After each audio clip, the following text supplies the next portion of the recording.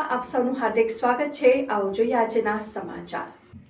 સુરતમાં છરીની અણીએ બંધક બનાવીને લૂંટ ચલાવીને કર્યો ગેંગરેપ, સીસીટીવીમાં નરાધમ થયા કેદ। ન્યૂઝ 7 ઇન્ડિયામાં તમારું સ્વાગત।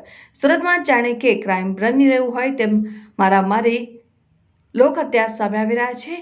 લૂંટ અને હત્યાના બનાવ સામે આવી રહ્યા છે। બીજી બાજુ રાત્રે સુરતમાં બનેલી ઘટનાને કારણે ફરીવાર સુરત શહેર કાયદો અને વ્યવસ્થા સામે ઊભા કર્યા છે। સુરતના પૂણા વિસ્તારમાં એક મકાનમાં રાત્રિના સમયે બે લોકો ઘરમાં ઘૂસીને હાજર દંપતીને બંધક બનાવવામાં આવે છે અને લૂંટ ચલાવવામાં આવે છે ત્યારે ગેંગરેપ થાય છે। વિગતે વાત કરીએ તો સુરતના પૂણા વિસ્તારમાં દંપતી હાજર હોય છે। રાત્રિના સમયે બે લોકો ઘરમાં ઘૂસે છે અને પેલા પતિને બંધક બનાવી દે છે અને પછી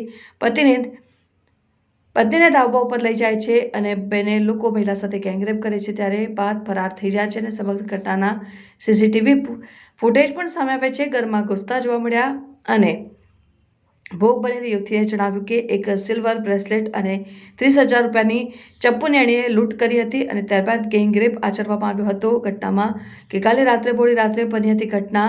બે લોકો છરી લઈને ઘરમાં ઘૂસ્યા અને જાનથી મારી નાખવાની ધમકી આપી હતી। પતિ પત્ની બે ડરી ગયા હતા અને સવારમાં સમગ્ર મામલાની ફરિયાદ નોંધાવી હતી। સ્થાનિક પોલીસની સાથે સાથે ક્રાઇમ બ્રાન્ચ પણ જે વિસ્તારમાં ઘટના બની હતી તેના આસપાસના નિવેદન લીધા હતા અને સમગ્ર વિસ્તારમાં ડરનો માહોલ છે। Bureau chief Parmar Bhagirathsinh, news 7 India.